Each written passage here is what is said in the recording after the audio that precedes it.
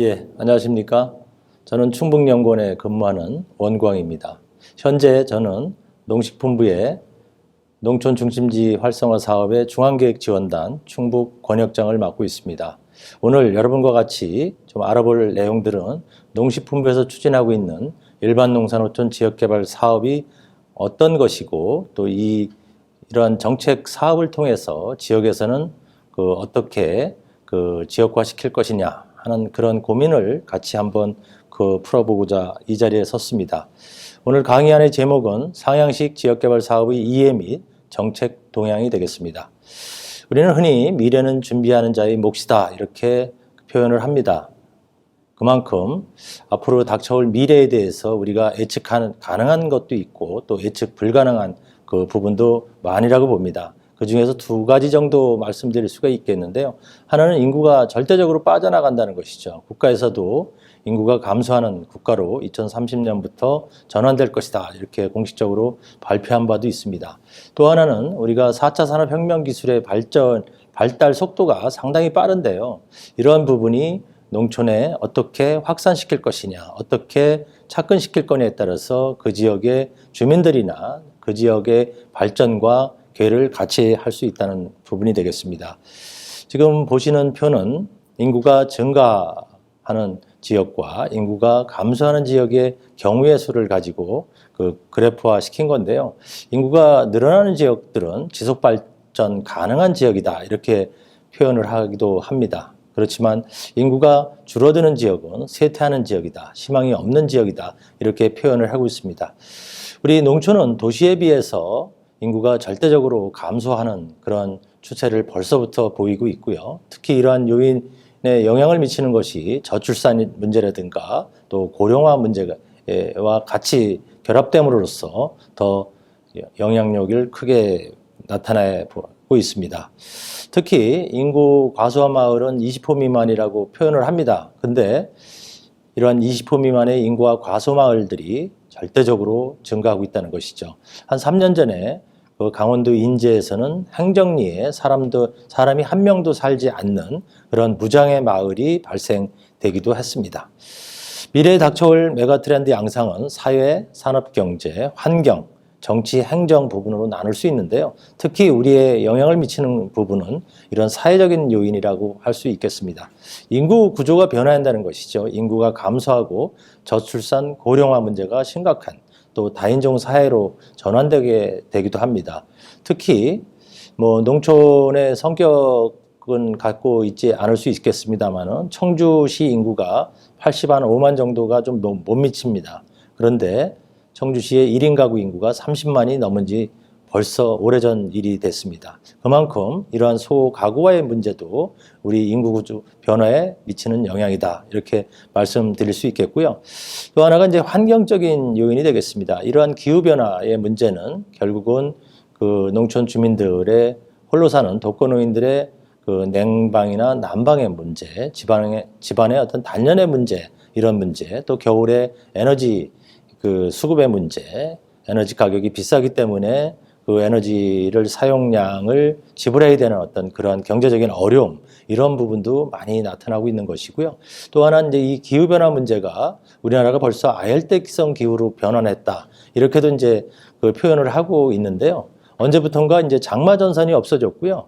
우리는 이제 스콜 같은 아열대 기후성에서 나타나는 동시다발적으로 전국에 막 같이 폭우가 내리는 그러한 현상이 나타난 것은 벌써 오래전 일이 되겠습니다. 그러면 상향식 지역개발 사업이 뭐냐 하는 부분에 대해서 간단하게 좀 말씀을 드리겠습니다.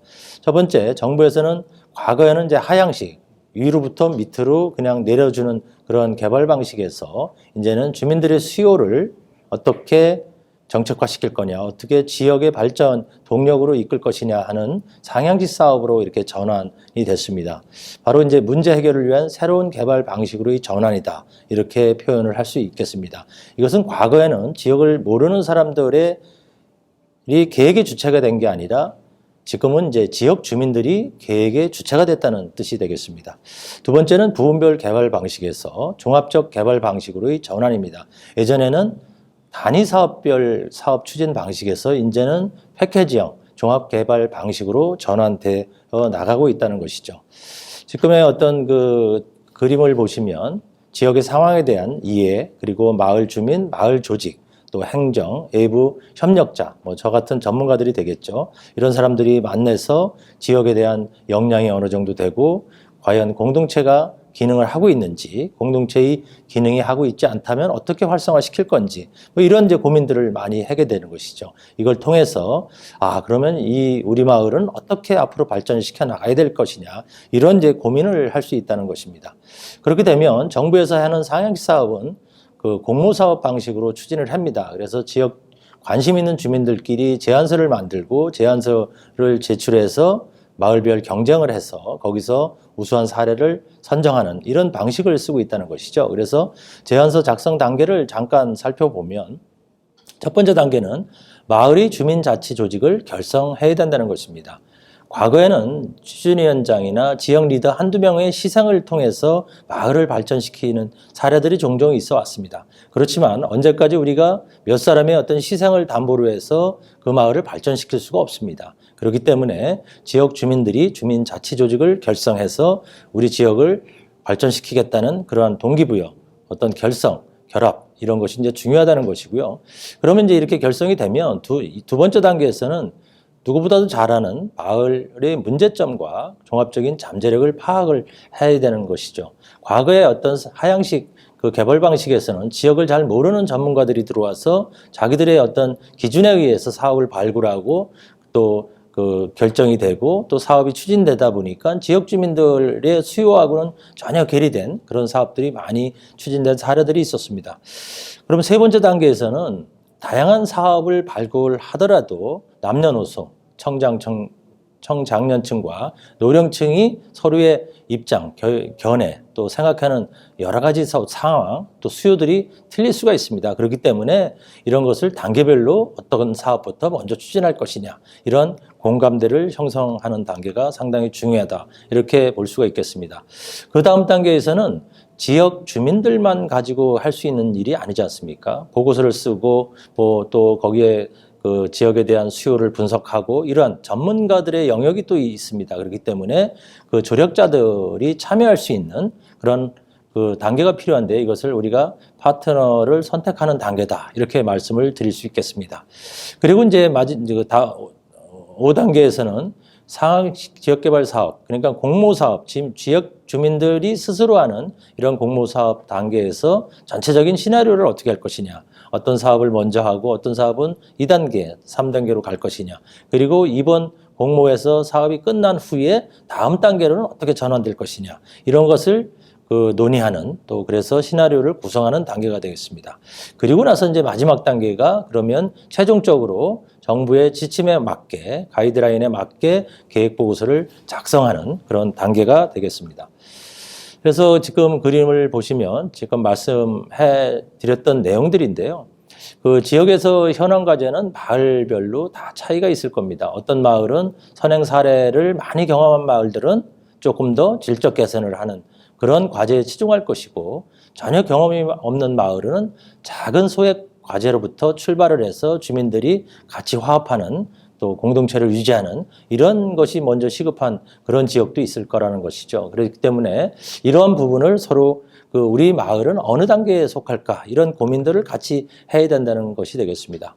그러면 주민 참여형 아이디어를 발견하고 또 합의 도출이 하는 방법들이 상당히 다양합니다. 그렇기 때문에 지금 표에 있는 것 같이 그 앙케이트 조사라든가 또 그 셔틀 서베이라든가 또 전화 친화도법, 마을 만들기 인생카드, 또 그 지도를 제작해서 마을의 과거에 지금은 사라진 그 농촌 다음을 복원하는 복원 지도 같은 것도 만드는 방법, 여러 가지들이 있다, 이렇게 말씀드릴 수 있겠습니다.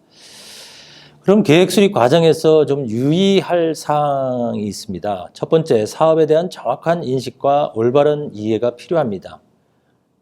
정부에서 제안된 정책들을 보면 그 부처에 따라서 성격이 다르고요. 또 부처 내에서도 과에 따라서 사업의 성격이나 지향점이 분명하게 차이가 있다는 것입니다. 지역개발, 그러니까 농식품부에서도 지역개발과에서 하는 일반 농산어촌 사업과 또 농산업과에서 하는 또 산업과 관련된 사업들, 서로 지향점이 틀리기 때문에 우리는 어떤 사업의 목표로 할 것이냐, 이런 정확한 인식과 올바른 이해를 해야 된다는 것이고요.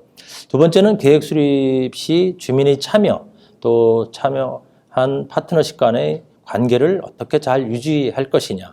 우리가 상행식 공모 사업을 한 2000년도 초반부터 했는데요. 많은 지역들이 결국은 갈등에 휩싸이게 됩니다. 그래서 결국은 사업을 안 하니만 못했다, 이런 그 지탄을 이제 받게 되는데요. 이게 갑자기 큰 돈이 들어오다 보니까 주민들이 서로의 그 이해관계가 복잡해지고 거기서 갈등이 생기고 막 이랬던 그 사례들을 우리가 좀 참고해 봐야 될 것 같습니다. 또 세 번째는 지역 자원을 특성화한 차별화된 아이템이 필요하다. 옆마을에서 그런 어떤 A라는 유형의 사업을 했다고 우리도 똑같이 할 수는 없다는 것이죠.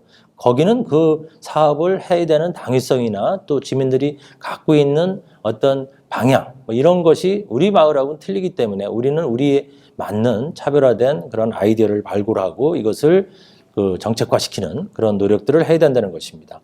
그리고 이제 정부에서 하는 이런 사업들을 보면 대부분이 이제 하드웨어와 소프트웨어로 구분이 되고 있는데요. 하드웨어에 대해서는 결국은 부지를 마련해야 되는 문제가 됩니다. 그냥 뭐 마을 땅 아니면 사유지에 그냥 해갖고 나중에 그 재산권의 다툼의 소지도 있게 마련인데요. 그래서 우리가 이 정부 지원 사업을 도전을 할 때는 결국은 이 마을 회관이든지 아니면 국공유지든지 시유지든지 이런 부지를 확보하는 것이 제일 큰 일이다, 이렇게 말씀드릴 수 있겠습니다. 그리고 이제 소득 사업 같은 경우가 들어가 있는 사업이 간혹 있습니다. 이럴 경우에는 이 소득 사업을 그냥 주민들이 하고 싶다고 되는 게 아니라 이거에 대해서는 충분한 이제 대가가 필요하다는 것이죠. 결국은 경제적인 타당성이 있느냐, 이걸 가지고 소득을 올릴 수 있느냐, 이런 그 분석이 선행이 돼야 된다는 것입니다. 그리고 이제 여섯 번째는 사업 성패와 농촌의 미래는 주민의 역량에 달려 있는 것입니다. 그렇기 때문에 한두 사람의 리더의 역할이 아니라 전체 마을 주민들이 같이 뭔가를 만들어내려는 그러한 의지가 필요하다, 이렇게 보여줄 수가 있고요. 마지막으로 이제 그 마을을 발전시키기 위한 어떤 협의회를 만든다든가 또 몇 사람의 리더들이 중심이 된 추진위원회 등 사업 조직체를 어떻게 활성화시키는가, 이것도 그 중요한 과제다, 이렇게 말씀드릴 수 있겠습니다. 그러면 왜 갈등이 나타나는지를 잠깐 살펴보겠습니다. 이것은 사업에 대한 이해력이 부족한 것이라는 것이죠. 그러니까 그 퍼실리테이션을 할 때 이렇게 보면 이것은 상향 사업이기 때문에 여러분들이 하고 싶은 걸 모든 것을 다 해줍니다, 이렇게 설명들을 하고 있다는 것이죠. 이것은 사업에 대한 이해를 전혀 못하는 사람들이 하는 얘기입니다. 그렇기 때문에 우리가 도전하려고 하는 과제에서 우리가 할 수 있는 사업과 하지 못하는 사업의 경계가 분명히 나타나고 있다는 것이죠. 이런 사업에 대한 이해력이 부족할 때 그런 그 갈등이 나타난다. 또 사업 추진의 불확실성. 야, 이게 될까? 매일 뭐 와서 교육은 받으라고 하는데 과연 이게 될까? 근데 뭐 앞에서 그 리더들은 이건 분명히 된다. 뭐 그 과정에서 이 불확실해서 나타나는 어떤 갈등도 우리가 좀 고민을 해야 된다 하는 것이고요. 또 참여 노력에 대한 대가가 불확실하다는 것이죠. 이것은 정부에서 지원해 주는 사업들은 개인한테 주는 사업이 아니라는 것이죠. 결국은 궁극적으로 지역을 발전시켜서 지역의 공동체를 복원한다는 것이죠. 그렇게 되면 마을이 웃음이 끊이지 않는 그런 마을. 그래서 결국은 인구 소멸 시대에 우리 마을만큼은 그래도 인구가 어느 정도 유지되겠다, 이런 부분이라는 것이죠. 그렇기 때문에 이런 돌아올 대가의 불확실성, 이건 내가 돈을 번다는 게 아니라는 것입니다. 그 다음에는 이제 무임승차에 대한 문제입니다. 많은 지역들을 보면 그 처음에 리더 몇 사람들이 희생을 하는데요. 나중에 이렇게 보면 그 참여하지 않았던 사람들이 들어와서 그 감나와라 배나와라, 이것은 뭐 마을 사업이니까 나도 해야겠다, 이런 그동안 노력하지 않았던, 참여하지 않았던 사람들이 그 무임승차에 대한 어떤 그런 불만으로부터 나타날 수도 있다 하는 것입니다. 그리고 마지막으로는 리더의 희생만이 답인가라는 것이죠. 이제는 리더 몇 사람의 희생으로 마을을 발전시킬 수가 없습니다. 여러분들이 다 같이 다 함께 해야 된다는 것이죠. 이것은 이제 추진회의 중심형 체계의 역할과 장점입니다. 어떤 지역은 이제 막 걸음마를 뛴 그런 마을이 있을 것이고요. 어느 지역은 지금 뭐 도내에도 단양 한드미 마을 같은 경우는 뭐 100억 이상 이렇게 정부 사업을 수행한 경험을 갖고 있습니다. 그렇기 때문에 이러한 추진위원회에서도 이 역할도 문제를 인식하는 단계, 또 과제를 발견하는 단계, 또 활동 개척 단계 이렇게 나눌 수 있다는 것이죠. 그래서 우리 마을의 추진위원회의 현재 역할, 유상은 어느 정도일까? 이걸 판단해서 처음부터 뭐 과제를 발견하고 개척하는 이렇게 몇 단계를 뛰어넘는 그런 일들이 이루어지면 결국은 사업 추진이 잘 안 되는 문제가 될 수가 있겠습니다. 그러면 최근에 이제 농식품부에서 여러 가지 국내적인 상황 변화에 따라서 사업 방식들이 이제 바뀌고 있는데요. 어떤 일들이 일어나는지를 좀 한번 살펴보도록 하겠습니다.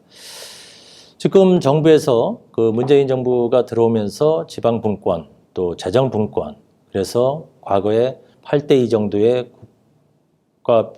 예산과 지방 예산의 비율을 7대3, 6대4 이렇게 일본같이 최대 6대4까지 최종 목표점을 정해놓고 추진하고 있습니다. 그러다 보니까 한 2, 3년 정도에 참 아주 에피소드가 하나 있었는데요. 중앙평가까지 다 끝났습니다. 그럼에도 불구하고 갑자기 지방 이양 사업이 결정되다 보니까 결국은 발표를 못하는, 평가는 다 해놓고도 발표를 못하고 그 평가 결과를 활용하지 못하는 일들이 있었는데요. 이런 부분이 바로 지방 이양의 문제에서 나타난 겁니다. 과거에는 우리가 중앙정부에서 하는 사업은 균특회계 그리고 농특회계를 가지고 합니다. 근데 이양을 시켜주면 예산 소스가 그대로 있고 이양만 돼갖고는 이게 지방 이양 재정분권이 아니거든요. 그렇기 때문에 이양된 지금 마을 사업에 대해서는 지방 소비세를 10% 정도 증액을 시켜서 그걸 그냥 세원을 분리해서 같은 과거의 일반 농산어촌 지역개발 사업들을 추진하게 된다는 것입니다. 이런 부분이 이제 하나 있었고요. 하나는 이제 인구가 절대적으로 이제 줄어듭니다. 그러다 보니까 자꾸 마을들이 없어지는데 없어질 마을에 자꾸 투자가 되는 이런 문제가 예산 낭비성이다. 또 중앙정부에서 아니면 타 부처에서 하는 사업들이 추진되는데 유사한 형태의 사업들이 같이 중복 투자되다 보니까 예산 낭비다. 근데 시골에 가보면, 농촌에 가보면 마을회관이나 커뮤니티센터들 만들어 놓고 여름에는 난방비가 없어서 문을 잠그고 겨울엔 냉방비가 없어 문을 잠그는 이런 사례들이 많이 이제 발생하게 되는 것입니다. 그래서 이러한 문제를 가지고 우리가 그러면 앞으로 좀 지역개발 사업의 추진 방식을 좀 바꿔보겠다 해서 이번에 이제 정부에서 협약 방식에 의해서 사업을 추진하게 됐습니다. 사실 이 협약 방식은 2005년도에 노무현 정부가 출범하면서 국가균형발전특별법이 제정이 됐습니다. 그때 법 조항에 지역발전 투자 협약을 체결할 수 있도록 명문화가 돼 있었습니다. 그렇지만 그동안에는 이제 추진을 해오지 않다가 문재인 정부에 오면서 지방분권, 재정분권, 뭐 이런 사업과 연계해서 협약 방식을 이제 도입하게 됐고요. 이 협약 방식은 프랑스 또 유럽에서 낙후 지역 개발을 할 때 우리가 종종 사용했던 계약 제도라는 것이 를 활용했다 이렇게 보여지게 되겠습니다. 그래서 농촌 협약 체결에 의한 사업 방식은 새로운 어떤 사업 유형이 바뀐 게 아닙니다. 과거에 추진했던 사업들이 그대로 추진이 되고 있는데요. 관제, 지방이 이양되고 이게 예산 소스가 틀리다 보니까 그럼 과거에는 중앙이 책임을 지고 지역의 어떤 그런 발전에 대한 주체가 됐었지 않습니까? 또 거기에 이제 지방자치단체가 같이 협조하는 이런 상황이었는데요. 이 농촌협약 방식에서는 중앙과 지방이 같이 책임을 진다. 공동의 어떤 협력자 관계다. 이런 식으로 개발 방식이 바뀐 겁니다. 사업 추진 방식이 바뀐 거지 그 개별 사업들은 그대로 살아 있다는 것이죠. 그래서 이런 부분을 우리가 이제 농촌 협약을 추진했다고 큰 것이 이제 바뀐다는 이제 오해의 시각도 좀 있는데요. 그런 부분에 대해서 우리가 좀 이해를 더 잘 해야 되겠다 이렇게 생각을 합니다. 네. 그러면 이 농촌 협약이 이제 왜 생겨났고 또 어떻게 추진을 해야 되는지 그 부분에 대해서 잠깐 살펴보도록 하겠습니다.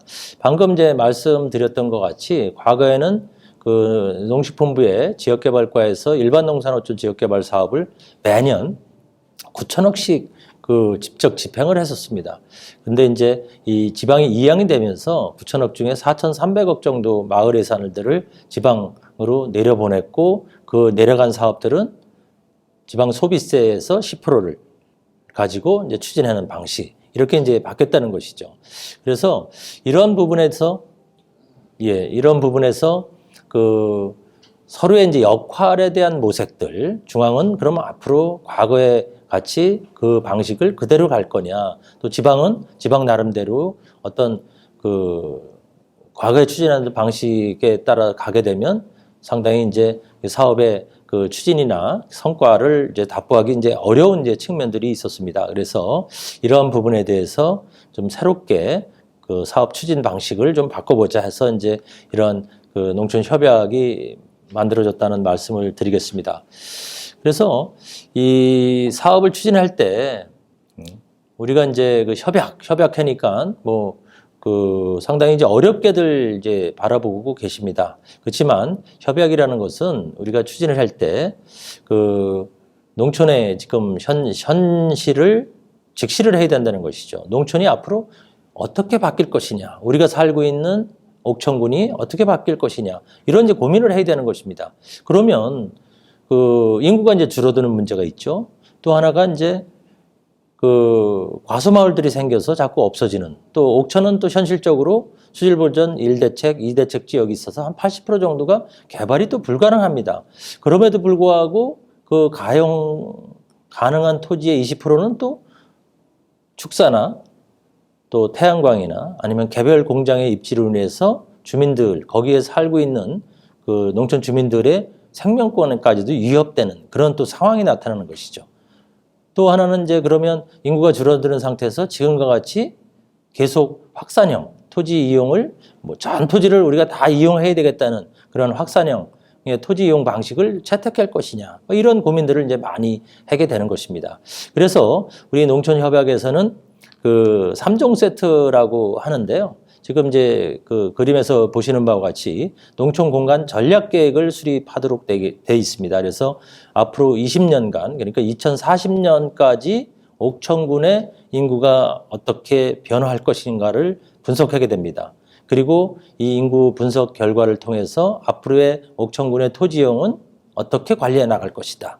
이제 이런 것이 여기서 만들어지는 것이고요. 또 하나는 아까 말씀드렸듯이 난개발 요소에 대한 이제 분석들을 하는 부분이 있습니다. 그래서 축사나 우사, 돈사, 계사 이런 부분이 마을과 가까이 왔을 때 결국은 마을 주민들의 악취, 소음 또 이런 것으로 인해서 생명권에 이제 상당히 이제 영향을 미치게 된다는 것이죠. 그래서 이런 이제 분석을 하게 됩니다.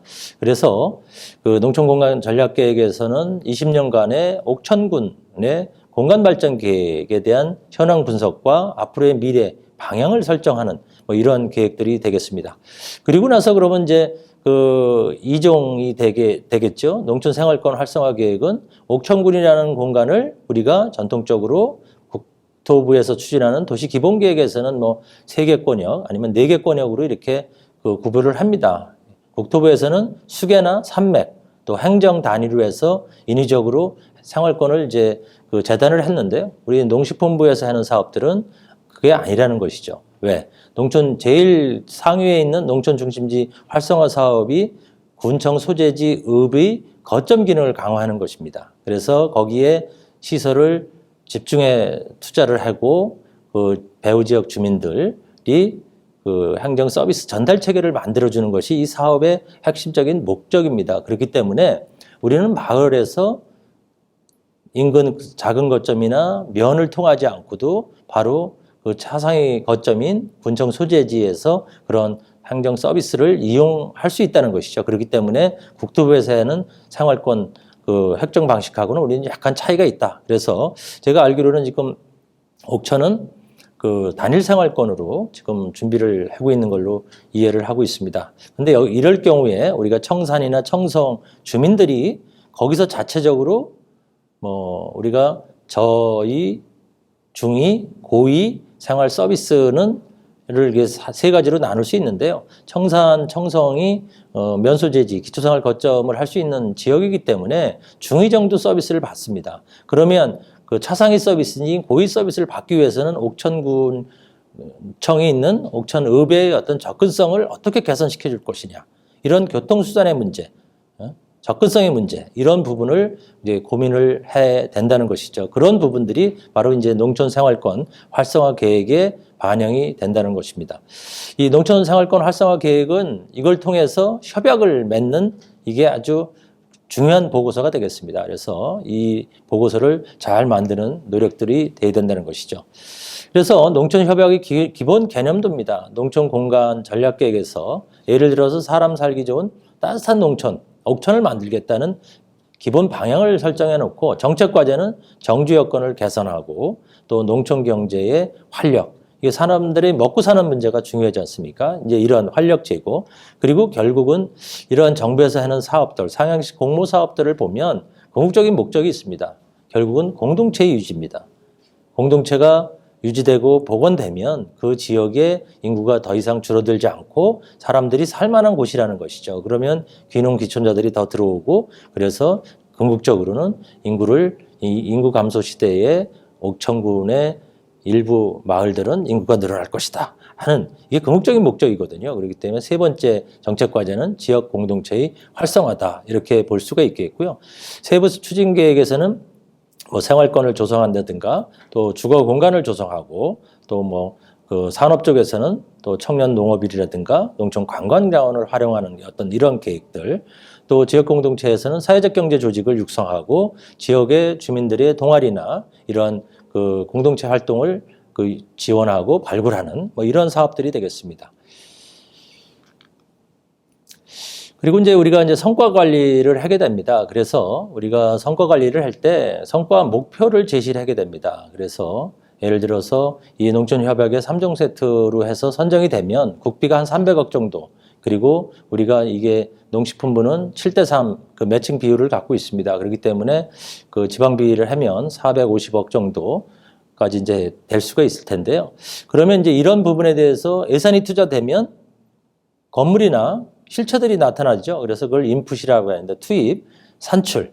그러니까 돈을 투자하니까 어떤 건물들이나 어떤 뭔가 행위들을 했던 결과들이 나타나는데, 우리가 이제 성과 목표를 볼 때는 인풋, 아웃풋을 보는 게 아니라 아웃컴을 본다는 것이죠.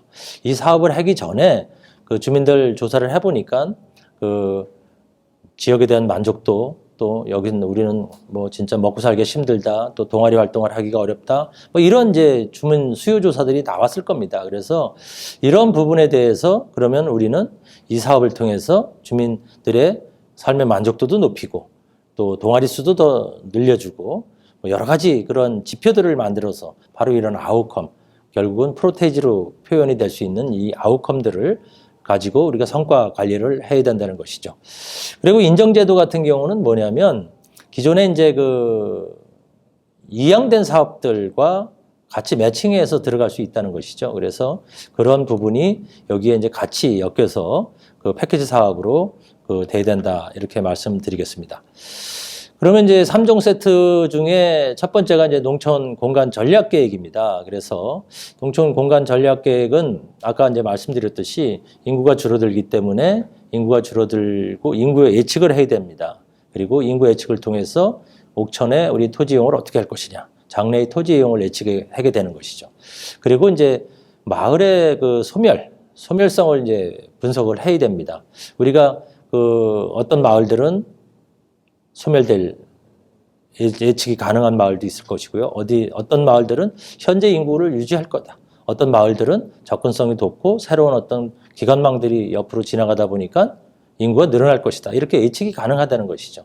그래서 근데 이제 우리가 소멸될 걸 예측하면서도 거기에 계속 예산을 쏟아볼 수는 없지 않습니까? 그럴 때는 최소한의 그 주민들이 삶에 불편하지 않을 정도의 시설에 대한 투자는 이제 할 수가 있죠. 그 다음에는 이제 그 지금같이 뭐 일률적으로 5억, 10억 뭐 이렇게 예산을 이제 줄 수는 없다는 것입니다. 그래서 이런 분석에 대한 이제 결과들을 우리가 이제 난개발 요소에서 첫 번째 소멸 마을에 대한 이제 분석을 합니다. 그리고 이제 도심 내에서도 공가, 폐가, 또 마을에서도 이런 걸 이제 분석해 내게 되겠죠. 그리고 이제 두 번째는 이제 접근성 같은 것을 이제 분석해야 됩니다. 현재 마을 해관을 기점으로 해서 보건소나 소방서 또 행정 서비스를 하는 면사무소, 읍사무소들이 접근성이 어떠냐. 현재는 어떤 루트를 통해서 가는데 1시간 반씩 걸린다. 이것을 최소한 4, 50분으로 좀 당겨야 되겠다. 뭐 이런 이제 전략적인 이제 판단을 할 수 있는 그 근거 자료에 대한 분석들이 이루어져야 되겠고요. 지금 이제 우리가 그 국회법에 의해서 토지의 용도를 제한하는 그 법률이 있습니다. 그래서 거기에 보면 비도시 지역과 도시 지역으로 나눌 수 있는데요. 도시 지역은 이제 도시입니다. 말 그대로. 도시는 상업 지역, 주거 지역, 공업 지역 이게 아주 세분화되어 있는데 그 농촌 지역은 그냥 비도시 지역이라 갖고 관리 지역과 그 농림 지역으로 이렇게 나눠져 있습니다. 그래서 이런 이제 한계, 이런 그 법률상의 한계 때문에 농촌 주민들이 사는 마을에 접한 관리 지역에서 나타나는 행태들, 난개발 요소, 축사나 공장, 또 이러한 태양광들이 무분별하게 들어옴으로 인해서 지역 주민들의 생명권, 생존권을 위협하는 이런 문제들이 없는가? 뭐 이런 것을 이제 판단을 하게 되는 것이죠. 그리고 이제 지역 주민들은 그 전자제품은 어디 가서 사고, 또 그 병원은, 의원은 어디 가서 이용하고, 또 종합병원은 어디 가서 이용하는지 이렇게 서비스 연계 구조를 또 분석하게 됩니다. 그래서 그러한 모든 것을 그 자료를 분석을 해서 그 농촌 공간 전략 계획을 수립을 하게 되는 것이고요. 지금 이제 보여드리는 슬라이드는 이 공간 전략 계획의 목차가 되겠습니다. 그래서 지역 현황 기초조사를 수립하고 농촌 공간의 현황을 분석하게 됩니다. 그리고 농촌 공간 구조를 설정하는 것이죠. 우리가 지금 옥천이 현재 국회법에 의해서 도시기본계획에서는 동서남해 뭐 이렇게 동서남북 뭐 이런 식으로 해서 생활권을 구별하고 있는데 우리가 농림부의 농촌계획을 해서는 아예 두 개의 다층 생활권이나 아니면 하나의 단일 생활권으로 가는 게 좋겠다. 뭐 이런 판단을 해서 그 분석을 하게 되는데요. 이 생활권을 분석하는 어떤 기준은 한 크게 한 4가지 정도가 있습니다. 첫 번째는 지역 주민들이 설문조사를 통해서 설문조사를 해보니까 우리는 나는 물건을 예를 들어서 청산면 주민들은 저 황간에 가서 일부 사는 사람들도 있을 거고 아니면 옥천에 가서 사는 사람들이 있고 이제 이런 것이 이제 주민 설문조사를 통해서 나타나는 것이죠. 그리고 이제 SKT 모바일 데이터를 이용합니다. 그래서 이러한 모바일 데이터를 이용하게 되면 평상시에 자주 통화하는 사람하고 평상시에 자주 그 교류를 하는 것이거든요. 그래서 이런 데이터를 활용하게 되고요. 또 국가에서 KTDB라고 교통량 조사 자료를 매년 발표하고 있습니다. 그래서 이걸 하다 보면 그만큼 이제 소통, 교류가 많이 되니까 이제 차량 이용 통행이 많아지는 것이죠. 그 내적 통행들이. 이런 부분이 있고요. 마지막으로 아까 이제 설문조사에서 이제 유추해낼 수 있는 것이 서비스 연계 구조. 어떤 시설을 어디에 가서, 어떤 그 물건을 어디에서 구매하는지 이런 구매력과 관련된 서비스 이용권에 대한 연계 구조를 분석해 보면 바로 이런 생활권을 설정할 수 있다는 것입니다. 그리고 나서 이제 기본 방향 및 기본 구상을 만들고요. 또 하나 이제 농촌 공간 발전 계획에서 군 전체에 대한 그런 어떤 과제들을, 정책 과제들을 발굴해 내게 됩니다. 그리고 주요 지표를 설정하고 또 결국은 이제 궁극적으로 이제 농촌 공간 발전 계획을 수립하게 되는 것입니다. 이 농촌계획을 수립을 할 때 이 공간전략계획에서는 이 필수 조직들이 있습니다. 추진체계라고 우리 흔히 말을 하게 되는데요. 이것은 이제 시범사업으로 선정됐던 계산군의 이제 사례가 되겠습니다. 그때 보시면 군 전체에 대해서 계산은 그때 3개 생활권인가로 이렇게 다층 생활권으로 구별을 했었는데요. 농촌협약 전담 조직을 두도록 하고 있습니다. 그래서 현재 시군에서 농촌개발팀이 이제 전담 조직이 되는 건데요. 이게 이제 팀장을 포함해서 5명, 최소 5명 이상 확보가 돼서 이 농촌협약과 관련된 업무를 보고 있어야지 이게 점수를 받게 됩니다. 그리고 이제 행정협의회가 상당히 중요한 전 조직이라고 봅니다. 이게 뭐냐면 여기에는 이제 대상사업과 연계사업, 또 이 사업의 주체인 농식품부 지역개발과 사업만 들어오는 게 아니라 옆에 농산업과도 농어촌복지과도 여러 가지 또 문체부 사업, 뭐 국가균형발전위원회 사업 여러 가지 사업들이 여기 들어와서 패키지형으로 묶이기 때문에 그러면 예를 들어서 커뮤니티센터 150억짜리를 하나를 져서 거기에 이용하는 이용 주체들, 동아리들이 어떤 것은 사회복지과 예산을 갖고 사회복지과 프로그램을 운영하는 거고 어떤 문화체육과 뭐 또 예술과 또 다양한 그 부처의 사업들을 부서의 사업을 가지고 여기서 프로그램이 운영이 됩니다. 그러면 그걸 예산 항목을 어떻게 조율할지 어떻게 프로그램 간의 중복성을 어떻게 조정할지 이런 부분에 대해서 이 행정협의회에서 그런 역할을 해야 되는 것입니다. 그렇기 때문에 저는 이 사업을 끌고 갈 때 제일 중요한 것이 이 행정협의회다. 제가 그 시범사업 지역을 그 농식품부하고 한번 다녀왔는데요. 그때 가보니까 결국은 농식품부 지역개발과에서는 중심지하고 기초생활 거점에 대해서만 점검을 할 수밖에 없는 구조라는 것이죠. 그래서 이런 부분을 결국은 지자체에서 행정협의회를 통해서 조율하고 또 이것을 그 문제를 개선하고 이런 노력들을 해야 된다는 것입니다. 그리고 또 하나가 이제 중요한 것이 뭐냐면 농촌협약 지원센터의 역할입니다. 지금 현재는 이게 개별 사업 단위로 다 추진이 될 수밖에 없습니다. 그러면 행정협의회에서 어느 정도 조율이 되면 결국은 중간 지원 조직 역할을 하고 있는 농촌협약 그 지원센터에서 여기에 들어와 있는 연계 사업이나 대상 사업 모든 사업에 대해서 일정 관리나 공정률 관리, 성과 관리를 다 해야 된다는 것이죠. 그렇기 때문에 지금 이 농촌협약 중간 지원 조직들이 그냥 그 사업을 따기 위해서 선정받기 위해서 그냥 그 일시적으로 조직이 돼 갖고는 나중에 선정된 이후에 상당히 많은 업무로드나 상당히 어려움이 처할 수 있습니다. 그렇기 때문에 처음부터 세팅을 좀 잘할 필요가 있겠다 하는 것입니다.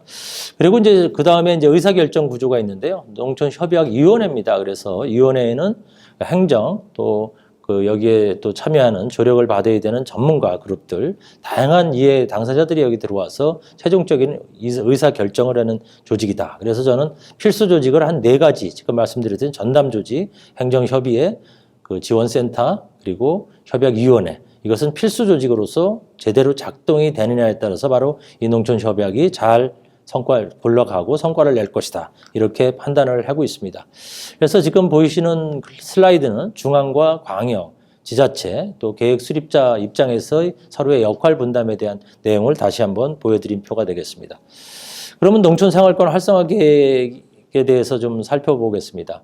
그러면 이제 옥천같이 단일 생활권으로 이제 가겠다. 이제 결정이 납니다. 그러면 이제 교통체계에 대한 이제 분석을 하게 되죠. 그러면 어떤 지역은 이제 교통체계 분석은 노선별 운행 횟수, 그리고 정류장, 또 정류장에서 자연불악과의 거리, 그래서 어디는 버스의 혜택을 못 받는 데는 행복 택시 같은 것을 지원해서 농촌 교통형 수단이 필요하다. 이런 것을 이제 분석해 내게 됩니다. 그리고 이제 난개발이 이루어지는 지역들은 어떻게 관리할 것이냐 하는 이제 그런 이제 고민들을 속에서 나타나게 되는 것이고요. 여기서 우리가 이제 아까 말씀드렸듯이 농촌 생활권 활성화 계획은 결국은 선정이 된 이후에 이 계획 보고서를 가지고 협약을 맺게 됩니다. 그렇게 되면 여기에 얼마나 많은 사업들이 잘 정리가 됐냐에 따라서 옥천군은 300억을 받았다, 뭐 계산군은 500억을 받았다, 이런 것이 이제 결정될 수 있다는 것이죠. 그렇기 때문에 이 생활권 활성화 계획에 반영되는 사업들을 분석 결과에 근거해서 논리적으로 잘 만드는 그런 노력들이 필요하다, 이렇게 보여질 수가 있습니다. 그래서 이 표를 보시면 이게 이제 아까 나왔던 건데요. 이제 여기에는 이제 농촌협약협의회라는 것이 또 소통기구로 있습니다. 이것은 이제 필수 조직은 아닌데요. 결국은 하다 보면 갈등이 생길 수 있고 서로 이해 조정이 필요한 또 상황이 발생될 수도 있습니다.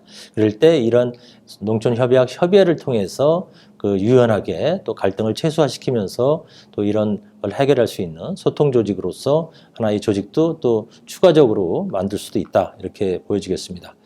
좀 슬라이드가 좀 많이 깨졌는데요.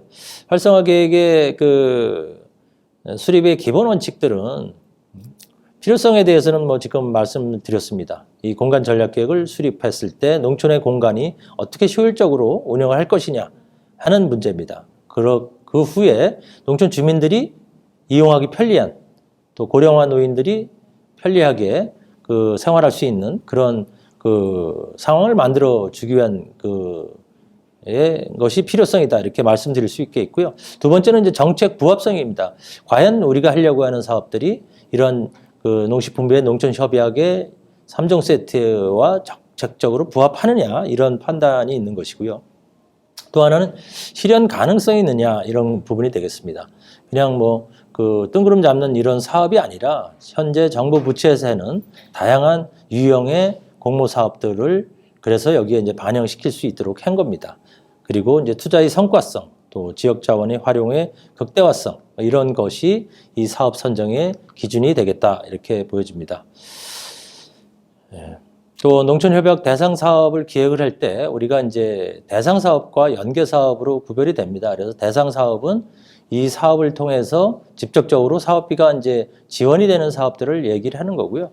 연계 사업들은 현재 그 지자체나 아니면 충북도 자체적으로 추진하는 사업들이 있습니다. 예를 들어서 충북도에서는 농시사업, 이것은 국비 지원 없이 농시사업으로 가는 거고요. 또 제가 지금 맡고 있는 균형발전센터에서 지금 하고 있는 균형발전 전략사업 같은 거, 이것은 국비 지원 없이도 가는 사업들, 또 지자체 차원에서 또 하는 그런 사업들이 이제 잘 연계돼야 된다는 것입니다.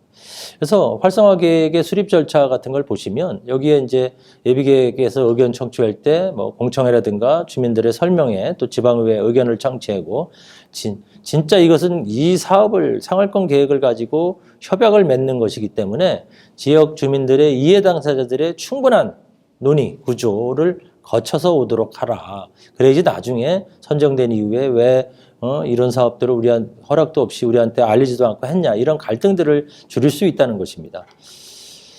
이것은 이제 아까하고 이제 약간 틀린데요. 이것은 생활권이 이제 계산은 3개의 생활권으로 돼 있었다고 했지 않습니까? 앞에 있던 추진 조직 체계들은 그 군 전체를 커버할 수 있는 조직이고요. 이것은 우리가 이제 거기서 그 농촌 칠성 장현 연풍을 그 생활권으로 해서 우선 생활권으로 이제 여기서 선정을 받은 데인데요. 이런 부분에서도 어떻게 이제 작동이 되는지 이제 요 도식화를 이제 보여준 것이 되겠습니다. 그리고 잠깐 이제 하나 말씀드릴 게 요번에 이제 기초계획단이라는 게 있습니다. 그리고 PM단이라고 이렇게 그 가이드라인에 있는데요. 이것이 이제 지역에서는 좀 혼란스럽게 혼동돼서 사용되는 것 같습니다. 이게 전문가 그룹들은 맞습니다. 그런데 기초계획지원단은 군 전체를 커버할 수 있는 전문가 그룹들, 그리고 PM단은 예를 들어서 청성면 농촌 중심지 사업 PM단 이렇게 개별 사업을 조력하는 전문가 그룹 이렇게 나눠줄 수 있습니다. 그래서 우리가 보고서를 작성하고 또 그 위원회를 구성해서 운영을 할 때 기초계획단과 PM단의 그런 혼동은 좀 그 조정을 할 필요가 있다 이렇게 보여집니다. 그러면 이 농촌생활권 활성화 계획에서 아까 이제 정주 여건 또 농촌 경제 활력 제고 또 지역 공동체 활성화 이렇게 나눌 수 있다고 말씀드렸는데요. 이 농촌 정주 여건 개선에서는 기초생활 서비스 시설 확충, 이것은 이제 365 생활권이죠.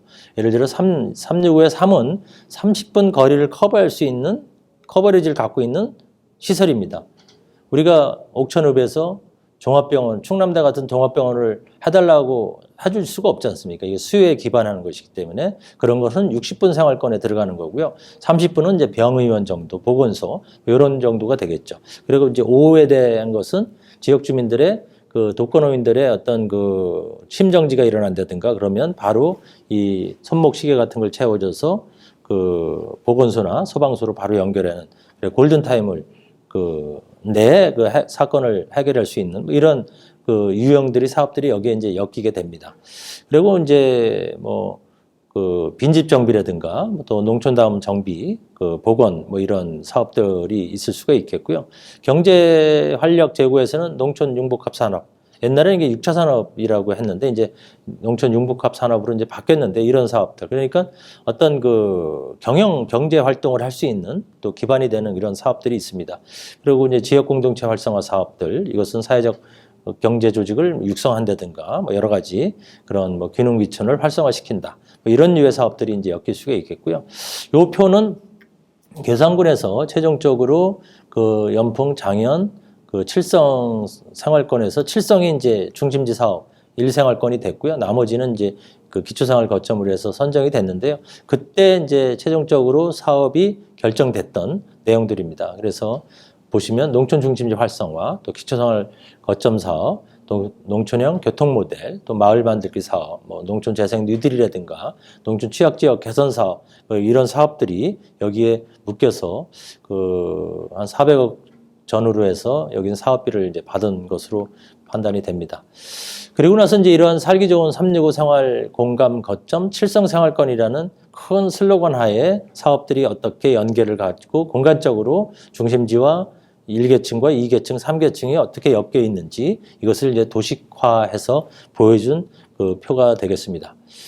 이것도 이제 각각의 이제 뭐 사회복지, 문화, 체육 뭐 이런 부분들이 거점을 중심으로 해서 그 다음 하위 거점 간의 관계성, 연계성이 어떻게 되는지를 표로 보여드린 것이 되겠습니다. 이것은 이제 그 3종 세트의 마지막 농촌 공간 정비 계획으로 되는데요. 요거는 이제 우리가 공간 전략 계획에서 난개발 요소를 분석을 했습니다. 그렇기 때문에 그 분석 결과를 가지고 거기에 보면 밀집도가 상당히 높은 지역들이 있을 겁니다. 그래서 우선순위 생활 이제 정비 대상이 돼야 되죠. 그래서 뭐 이렇게 순서를 매길 수 있는데요. 현실적으로 그 소가 뭐 10,000마리씩 이제 그 사육되는 공간이 있다. 그럼 거기가 밀집도가 제일 높기 때문에 우선순위 그 정비 대상 지역이 됩니다. 그렇지만 그거를 해결하기 위해서는 얼마나 많은 예산과 시간이 투자되겠어요. 그건 현실적으로 해결하기가 어렵다는 것입니다. 그렇기 때문에 분석은 1순위부터 끝순위까지 나오는데 대상 지역을 선정할 때는 제일 낮은 하위 순위를 갖고 들어올 수밖에 없다는 이제 그런 부분들이 있습니다. 그래서 이 왜 농촌 공간 정비 계획이 필요한가는 아까 이제 제가 여러 차례 말씀을 드렸습니다. 그래서 농촌에 이제 그 토지 이용이 계획적으로 좀 되지 못하고 있다. 그래 관리 지역의 이제 한계인데요. 바로 이제 마을과 인접한 지역이 이제 관리 지역으로 지정되다 보니까 여기에 축사가 들어오고 태양광이 들어오고 개별 공장들이 막 들어오게 됩니다. 여기 이제 표에서 보시는 바와 같이 익산 장전마을의 비극이다 해갖고 우리가 한때 전국을 아예 그 멘붕 상태로 이제 빠지게 했는데요.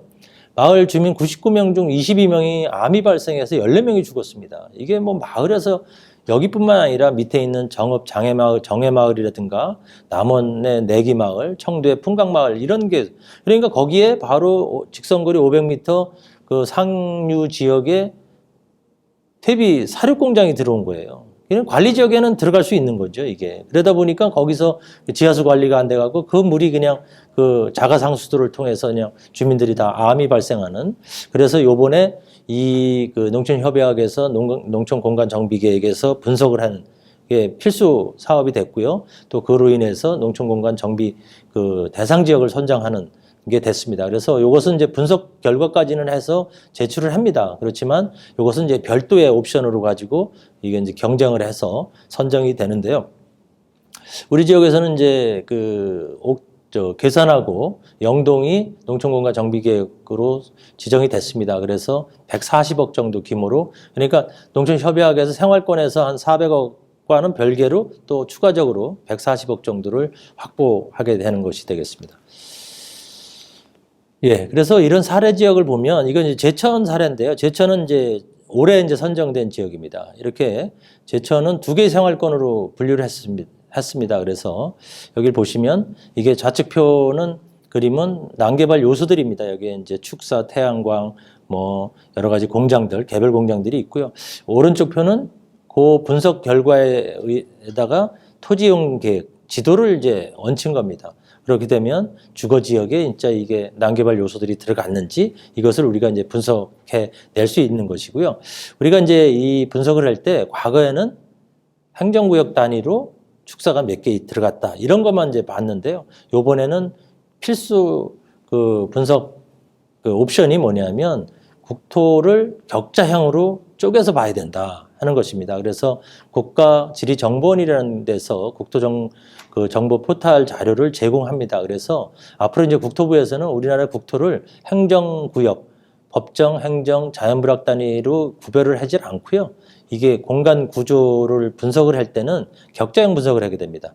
그러니까 요게 그냥 여기선 그렇지만 이게 원 GIS 도면에서는 50 바이 50으로 그러니까 50m, 50m가 쫙 당겨 보면 그 속에 어떤 시설들이 들어가 있는지를 셀 단위로 볼 수 있는 것이죠. 그럼 거기에 수계 도면을 놓으면 아 이게 상류 지역에 또 지역 주민들의 어떤 그 식수원에 해당되는 곳에 이게 오염원이 있냐 없냐 이런 것까지도 이제 분석해낼 수 있는. 그래서 저는 뭐 이 돈을 주고 안 주고를 떠나서 이 농촌 공간들 그동안 진짜 황폐화돼 있고 관리에 사각지대에 있던 농촌 공간들을 체계적으로 좀 그 관리를 할 수 있는 근거 자료를 만들었다 하는데 상당히 의미를 부여하고 있습니다. 그래서 첫 번째로 이제 소멸 마을 위험도를 우리가 이제 분석하게 됩니다. 그래서 그 현재 그 소멸 위험 지수는 39세, 법적으로 청년들의 나이를 39세까지 봅니다. 그리고 이제 이 정도까지를 가임 여성들, 아이를 출산할 수 있는 가능한 연령이다 이렇게 보는데요. 이거는 이제 일본의 이제 마사다 히로야가 지방 소멸을 쓰면서 마사다 지수라고 합니다. 근데 지금 현재 우리나라 결혼 정년기라든가 여러 가지 상황이 이제 44세까지도 출산 그 데이터를 보면 충분히 가능하다 그래서 좀 늘려 잡아 볼 때가 있고요. 65세부터 고령 인구를 보는데 생산 가능 인구를 70세로 이렇게 늘려 잡아야 된다. 그 UN 같은 데서 권장을 하게 됩니다. 이것은 왜 중요하냐면 이걸 통해서 그냥 소멸 마을에서 우리가 빠져나갔다의 어떤 그런 긍정적인 메시지가 아니라 이렇게 되면 보육 정책, 육아적 정책, 여성 정책들이 바뀔 수가 있는 거고요. 또 노령 인구의 그 일자리 정책들이 바뀔 수 있기 때문에 이런 그 지표의 어떤 그 확장 이런 것은 상당히 중요할 수 있다 하는 것입니다.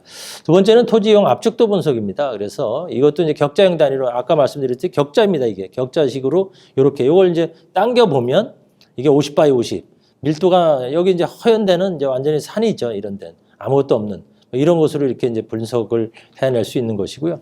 네트워크 분석은 마을 해관이 이제 마을의 거점이라면 거기서 난 보건소까지 어떤 루트를 통해서 어떻게 접근하는지 이게 잘 됐는지 못 됐는지 불편한지를 우리가 이제 볼 수 있는 그런 이제 분석 방법이 되겠습니다. 그리고 이제 대상지 선정 기준이 되겠는데요. 그래서 선정 기준은 뭐 난개발 요소들과 마을과의 어떤 거리가 어떠냐부터 여러 가지 또 이렇게 볼 수가 있겠고요. 요게 이제 그 계산해서 그 우선 공급 지역을 선정할 때 썼던 그런 데이터가 되겠습니다. 그래서 생활 SOC 접근성, 그리고 노후주택들이 있느냐 없느냐, 난개발이 어떠냐에다가 인구 증가율, 또 소멸 위험 지역 증가율을 해가지고 종합적으로 해서 이제 지원을 하게 됩니다. 이것은 이제 그 농촌 공간 정비 대상 지역을 선정한 자료인데요. 이게 계산군입니다. 그래서 2023년에 오늘 날짜로 그 서울에서부터 충주까지 중부 내륙선 철도가 내일 개통이 됩니다.